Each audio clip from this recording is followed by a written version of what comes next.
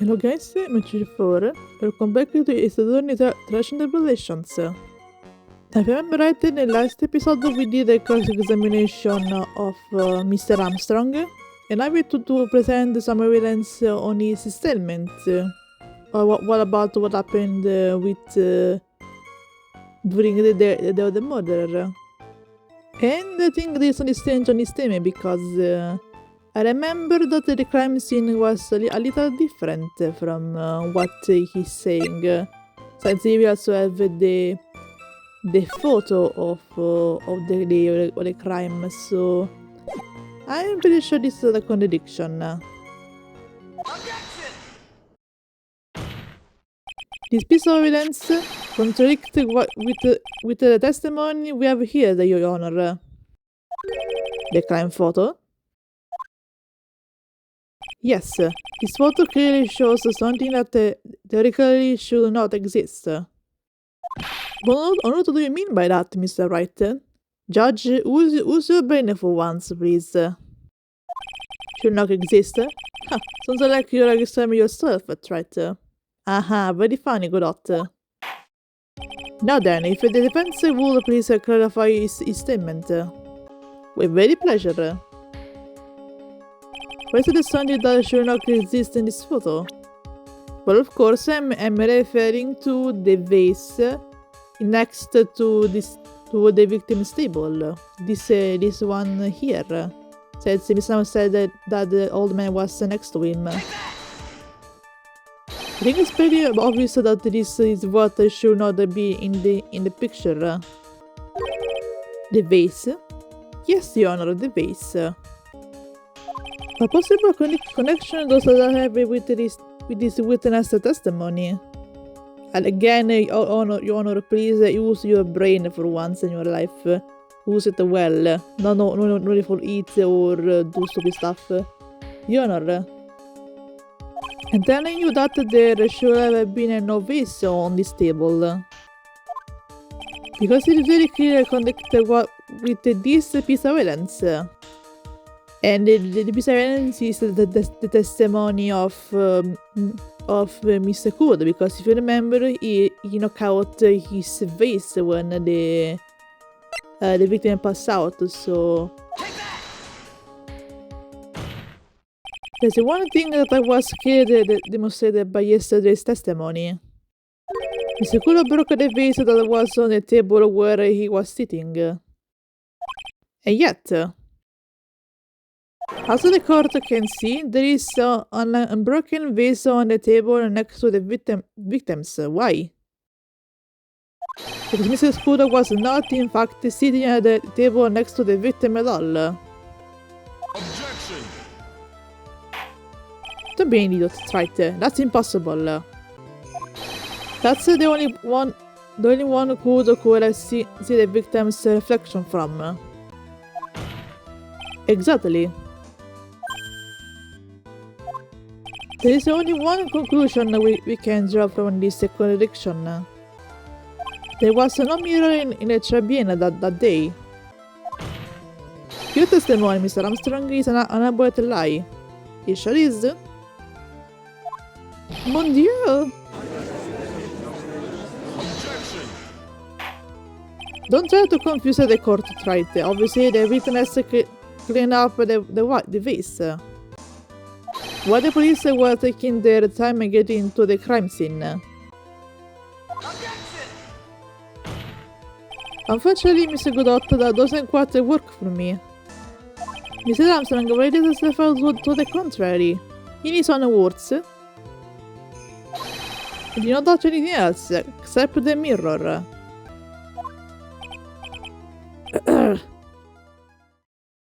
Yeah. Well, witness, what do you have to say for yourself? Yeah, do not cry with me, it will not work. I was right, there was no mirror in the restaurant that day. Well, of course not, otherwise it would be too much convenient, but, you know. In light of this revelation, we return back to the original problem. What did the victim have an experience in ear in which he couldn't hear? Ha! You only get one shot in life. There is no turning back.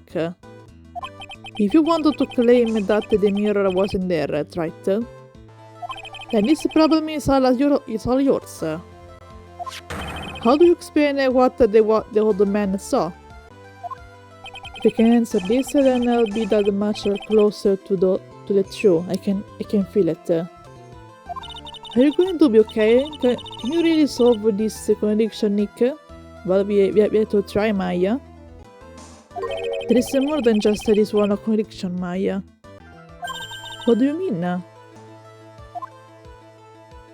Remember what Maggie told us? There was another man at the victim's table. Oh yes, also that. I almost forgot about it. And there was a simple CD on the victim's table. Yeah, also that. Love will see in the face of Mr. Kuro's testimony. And I think I know the reason. Why not in this case is adding up. Well, Mr. Wright, let's hear your answer. Yes, Your Honor. The reason behind all the contradiction in Mr. Kuro's testimony is simple. Mr. Kuro made a mistake, the dear doctor made a mistake, the victim was a phony. But consider that the fossil was like in a phony trial. The victim that Mr. Kuro saw was a freaking phony. This case is riddled with contradictions. Yet, there is one very simple answer that clears them all up. And what is that? The incident that Mr. Kuro witnessed and the incident that the victim experienced were two completely different events. What? Yes, the victim that Mr. Kuro wasn't Mr. Glenn at all. He was an imposter, a phony pretending to be a Mr. Elg. I'm saying like the victim, there was nothing wrong with the imposter's left eardrum. That's how he ended up wearing the embrace in his left ear by mistake.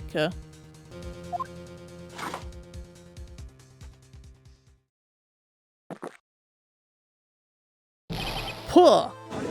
The fuck was that?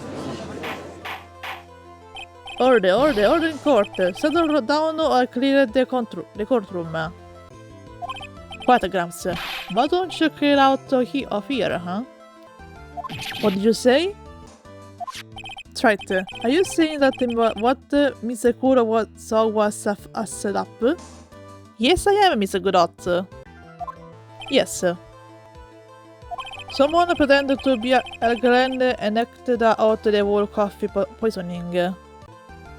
All for the experience supposed of creating a witness out of one Mr. Victor Kuro. Objection! You're right. Why would anyone want to do that? Isn't it obvious? The thing Mr. Kuro was the most instant about it is in his testimony was the serving girl brought him a Javacino, but she put sand in it. That's the serving girl right there in the defense chair. I remember it well. It's hard to believe, but there was one and only one reason to show Mr. Kuro this fake poisoning. To show Maggie Bird in the act of poisoning the coffee. Objection! Are you saying that the waitress in the Holtzman story was a fake as well? It's true that there were no other customers in the restaurant at the time, but it's also true that the chef was there. He would have noticed what was happening. That's right. Why witness? If your restaurant really was the scene of such dirty tricks, you wouldn't know about it, correct? Ooh la la. This is most difficult for me. Objection! No, it's quite simple. All you have to do is testify. You are under oath after all. Was there in fact a phone at the tribune that day? The defense demanded that Miss Armstrong tell the whole truth about what happened. The defense request for additional testimony is accepted. You will accordingly explain in detail the events in the restaurant that day. Oui. Okay, Miss Armstrong. So now tell her all the truth and no more lies, okay? Witness testimony in the restaurant. La victim, Monsieur Alge, came to my restaurant alone. I remember an old man arrived not long after him. There were no other customers.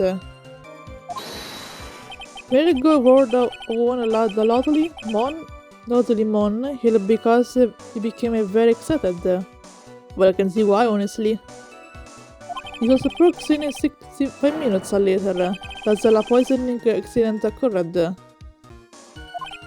there was no time for Pony to do acting. Yeah, I smell another lie, Mr. Armstrong. The story clear that there was no mirror in the restaurant after all. She was pretend pardon, forgive me, Your Honor. Because they wanted this mess to clear up quickly. But you have just done is completely perjury, Miss Armstrong.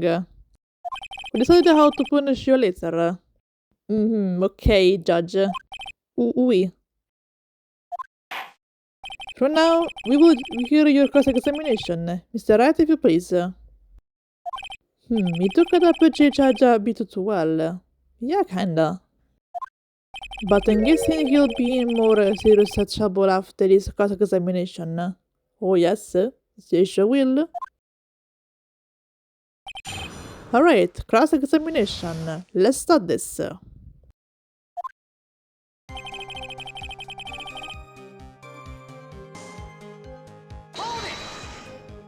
Was he alone at this table as well?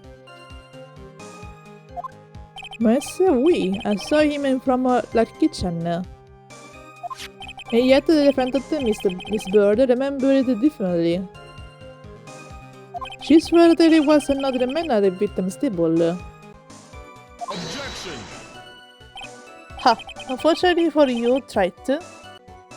Yesterday's witness also testified that the victim was alone. You know, since you're screaming like that reminds me. I was seeing coffee's bittersweet bite. Okay then. What kind of coffee has he been drinking? I have no idea, thanks, but it's better not to make questions about this, especially about this coffee. It's not a coffee, it's love. It's love that's bittersweet. Sometimes it is, yes, Maya, but I don't think he's referring to that, so... Oh, whatever, maybe it does, but we get it wrong, so... Who knows? Didn't Maya say that makes me her seems wiser all of a sudden? Yeah, it kinda does, but, you know, also Maya can have airtime wiseness when she wants to. By old man, you mean Victor Kudo, correct? Oui, he comes often for my special coffee. I drank your coffee once, Mr. Armstrong. It's special, I give you that. It was to sip just for the experience. Oh, you're making me so happy, monsieur. You're most welcome anytime. Yeah, I don't think that was a compliment, Mr. Armstrong. I said it was worth just one sip. No, and nothing more. Yeah, aka for him the coffee was gross, so... And if a coffee maniac can say that... So, the Mr. Cole arrived at the restaurant around the same time as the victim. Maybe I should ask about his arrival in more detail. Don't ask anything, how many minutes later? What time was it? I'll go with the second one. You're saying that not much time elapsed between when the victim and Mr. Cool arrived? Oui, that is correct. But that still leaves the possibility that something happens in that gap of time. Exactly. By your recollection, how much time would you say elapsed? Let me see. Approximately 2 minutes, I would say. 2 minutes? That's all? Yeah, that's a little, so... It seems unlikely that anything towards could have happened in such a short time. Yeah, exactly. But we should have reposed this line of questioning. Yeah, well...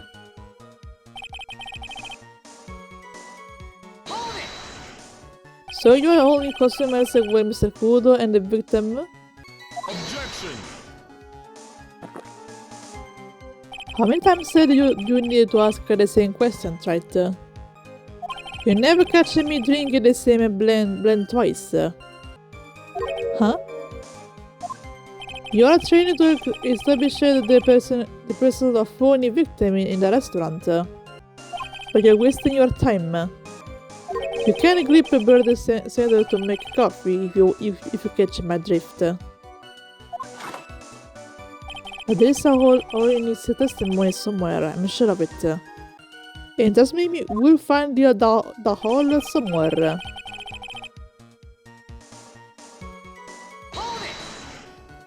Did you see him? No, I was in the kitchen, but I heard him. I remember him shouting, "Yes, $500,000! Presumably the defendant heard that too then, correct? Maggie? Well, she's the only employee you have, of course. She looked like a poor little finger done. And what about Mr. Kudo? Loud man Jack Lawson bird said that stuck in his throat. It seems like we now have yet another incident to our hands. Yeah, but Mr. Okudo is alive, so you know. And what were you doing at that point? Without any customers, you must have had the time to kill. I'm a multiple woman, monsieur. Yeah, you're a man, but whatever. Sorry, what do you mean? I'm not sure you want to know that, Phoenix. There is a reference of Chef Jim Armstrong and the tragic poet Clarice Armstrong. Clarice? Oui, I was writing a poem, and I'm going to tell of saving off $1 million of debt. Cooking for a man who won $1 million on a lottery. It is a clad pro queen. It means why. Perhaps I could reach there for a court. No thanks. Please don't. Yeah, please don't, Mr. Armstrong.